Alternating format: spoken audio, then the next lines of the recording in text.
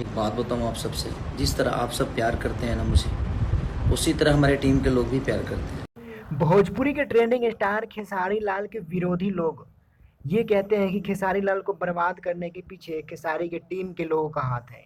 लेकिन दोस्तों आपने देखा कि इंस्टाग्राम पे खेसारी लाल यादव जी आज लाइव आए थे और लाइव आकर उन्होंने ये कहा कि जैसे आप लोग मुझे प्यार करते हो ऐसे हमारे टीम के लोग प्यार करते हैं, चाहे वो विवेक सिंह हो चाहे अखिलेश कश्यप हो, सभी लोग हमें प्यार करते हैं जितना प्यार आप लोग करते हैं, बल्कि आप लोगों से भी ज़्यादा हमारे टीम के लोग हमें प्यार करते हैं। लेकिन मुझे फंसाने में या मेरे ऊपर साजिश में मेरे टीम का हाथ नहीं है बल्कि मेरे विरोधी लोगों का हाथ है।